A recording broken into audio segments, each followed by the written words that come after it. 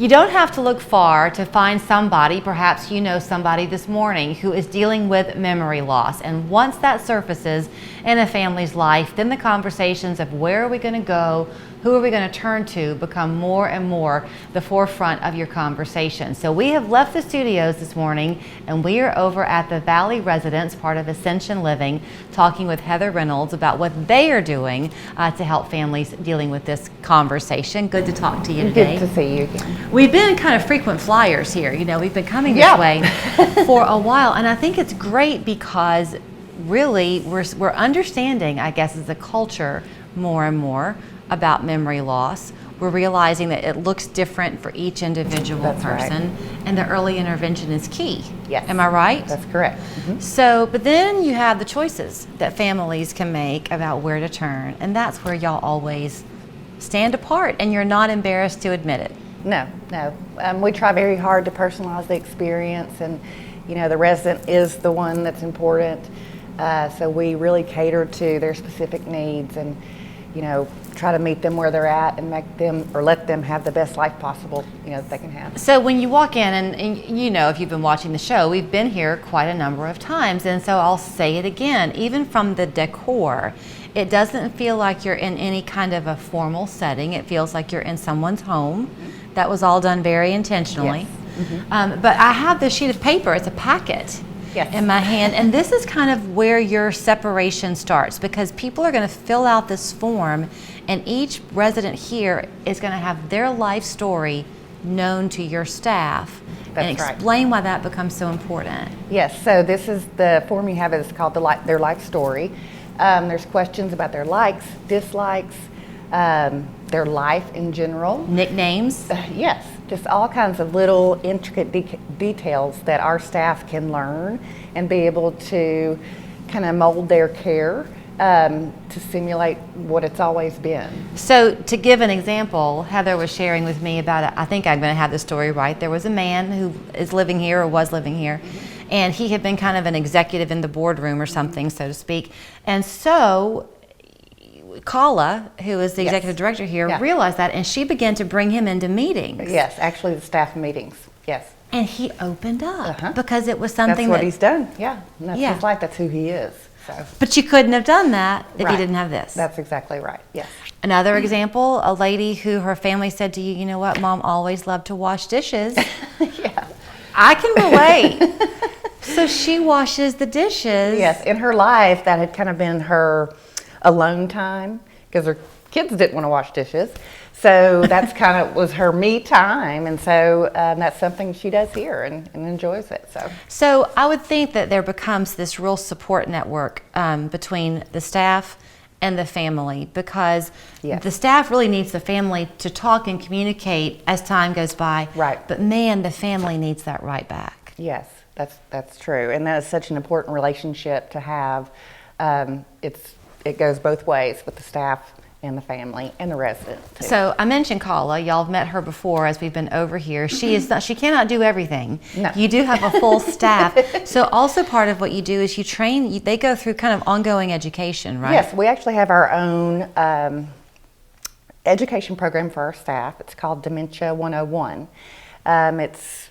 It's different classes. I believe it's a 16-hour program that they go through that's specific to our organization. Mm-hmm.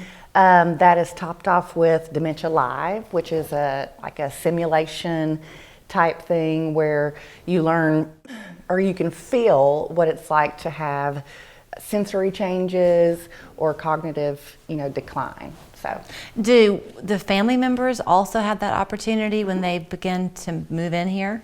Yes, I mean we can set it up and simulate all of that. That definitely helps with the family members. I'm kind of setting you up. We did not discuss this ahead of time, so if you don't have a straight answer, that's okay. Okay. But when you get a diagnosis of any type of memory loss, it doesn't have to just be Alzheimer's. Is there kind of a magical time when a family should consider moving in? And am I right that early intervention is the key, or can people hold on tight? I mean, early intervention is definitely the key. But everybody's different, memory loss surfaces differently in everyone. Mm-hmm. So there's not, a specific time for every single person. But it is hard, for family members to make this move. And typically when they do, they've been trying and trying and trying and trying for a long time, to kind of do it on their own.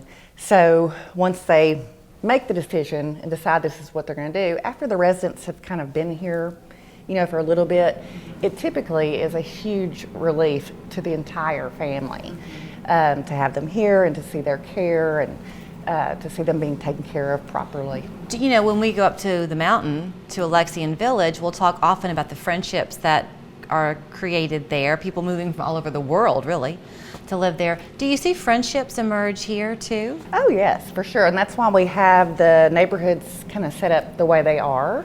That way they can form social connections. It's the same people every day.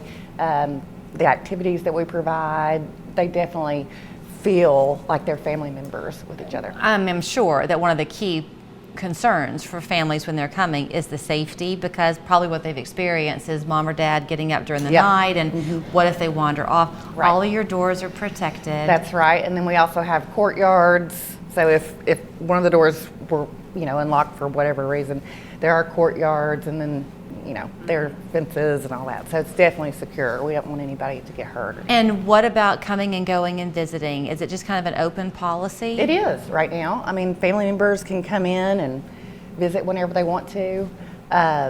They can come whenever they want, yeah. Okay, you also are excited because you can't always do this, but you're able to offer this kind of promotion going on right now. Yes. So annually we have a rate increase, all communities do. But right now we're doing a promotion where if you move in before April the 1st, you can lock in the current rates and not have to, go through the rate increase. Lock in those current rates for a year. So that would be May of 23? May of 23. Okay, so if you move in by April 1, yes, then you've got that the rates rate. actually increase on May the 1st. But you're exempt. But you're exempt, yes. Got it. So I'm telling you, another great thing about this little survey, if you will, is it'll get you thinking too as a family, and you'll get to find out what success they're finding here. Yes. They can share with you, and then when you are having those visiting times, maybe your conversations can be a little bit more fulfilling. That's exactly right. It's a great idea. So should people give you a call if they want to make an appointment to come and visit? Yes, please. We are open for tours and would love to show anyone around that's thinking about this option. And if you're lucky, when you come, they'll be making their chocolate chip cookies, Yes. which is something we didn't get into, but they're always a fan favorite. When you come for a visit, just ask and they'll know what you mean. Yes, we've got great cookies. Thank you, Heather. Thank